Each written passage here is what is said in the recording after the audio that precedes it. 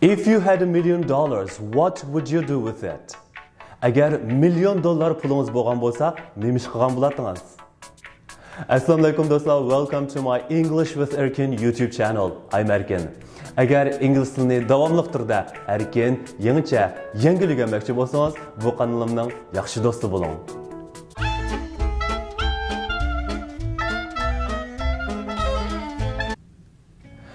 Bugungi darsimizda, bugungi videomizda bo'lsa, biz ingliz tilidagi agar, ya'ni if so'zi bilan boshlangan har xil jumlalarni oddiylikdan murakkablikcha bo'lgan har xil jumlalarni qanday tuzashni o'rganamiz. Bu xil jumlalarni yaxshi o'rganib olsangiz, yaxshi o'zlashtirsangiz, ingliz tilidagi ifodalash iqtidoringiz yana bir qadar o'sgan bo'ldi degan gap.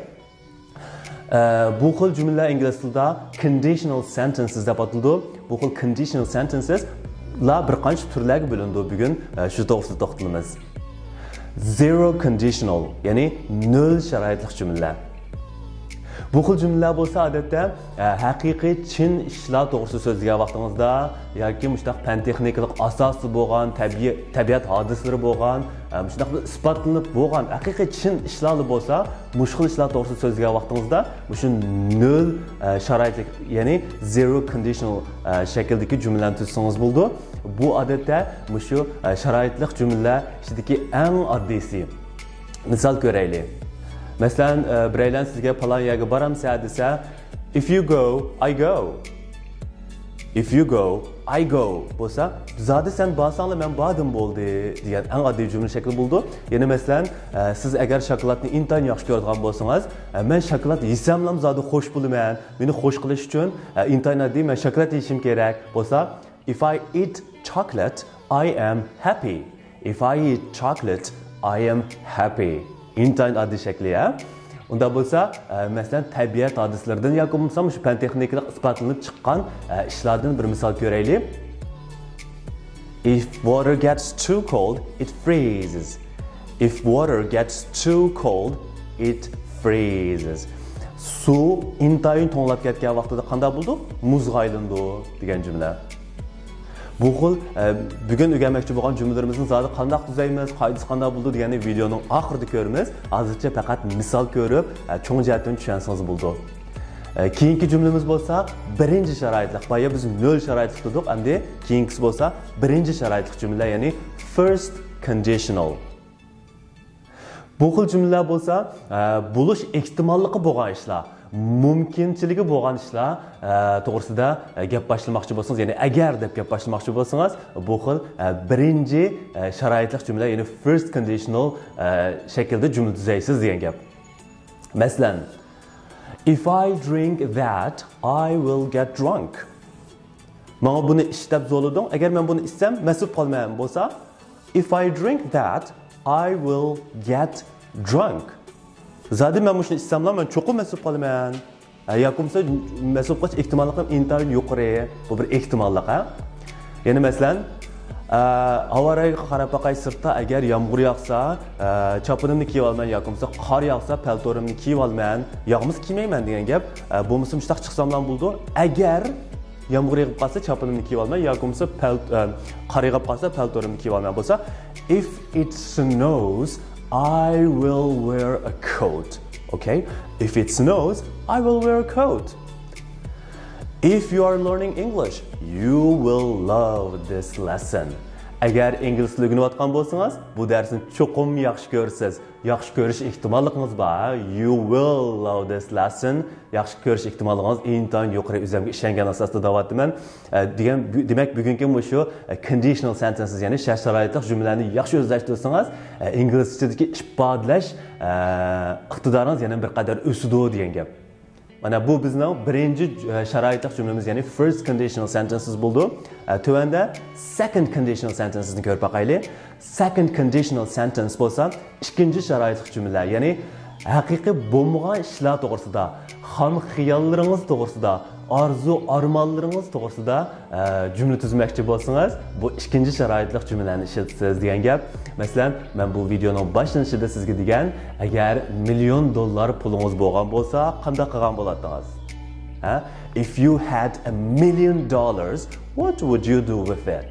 Agar $1 million pulingiz bo'lgan bo'lsa, bu bir xomxiyala, kimning $1 million puli bo'lishini o'ylamaydi. Shundaqmi, bu bir dream yoki bo'lmasa bu bir nishon. Shundaq bir ishlar to'g'risida gap qilgan vaqtingizda unreal things, ya'ni dreams or imaginations to'g'risida gap qilgan vaqtingizda mushkul jumla shaklini ishlatamiz degan gap. Ya'ni yana bir ko'raylik.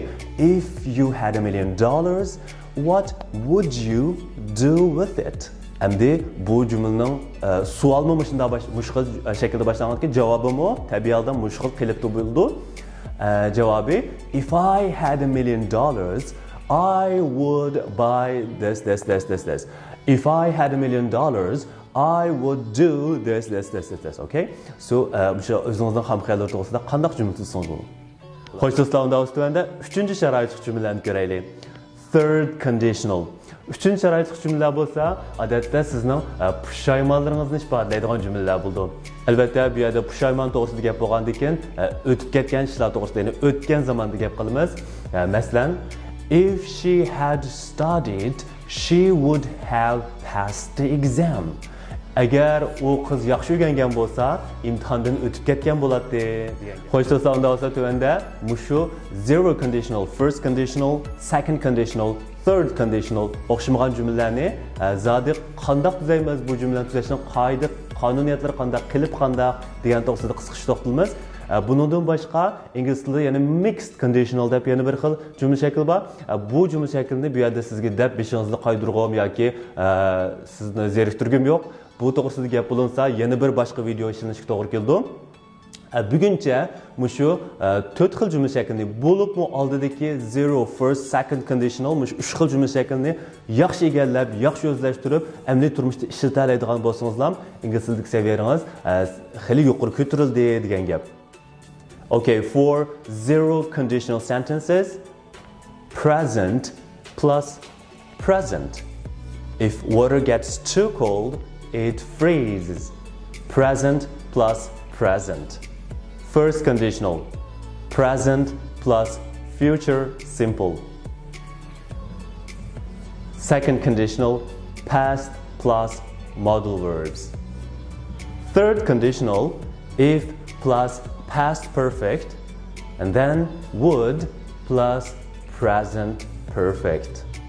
Xo'sh do'stlar, bugungi videomizda ingliz tilidagi agar so'z bilan boshlangan chin haqiqiy ishlar to'g'risida so'zlamoqchi bo'lsangiz qanday jumla tuzaymiz? Bo'lish ehtimolligi bo'lgan ishlar to'g'risida so'zlamoqchi bo'lsangiz qanday jumla tuzaymiz? Arzu armonlaringiz va xiyollaringiz to'g'risida jumla tuzmoqchi bo'lsangiz va yoki o'tmishdagi pushaymonlaringiz to'g'risida jumla tuzmoqchi bo'lsangiz qanday tuzaymiz to'g'risida to'xtaldik. Bu videoni yoqtirib ko'rishingizni umid qilaman. Sal tez so'zlayotgandek his qildim. Qayta ko'rishingizni umid qilaman. Sizga berilgan topshiriq bo'lsa, yuqorida aytilgan 4 xil jumla shaklini xohlagan birini o'zingiz yaxshi ko'rgan birini tanlab, jumla tuzab, shu videoning ostidagi inkas qismiga yozib qo'ysangiz bo'ldi. Men cho'qim har bir inkasga javob qaytarishga tirishman. Agar xato bo'lib qolsa, tuzatib qo'yishga tirishman. Bu videoni do'stlaringiz ham taqib qo'ying. Erkin bilan ingliz tili YouTube kanalida.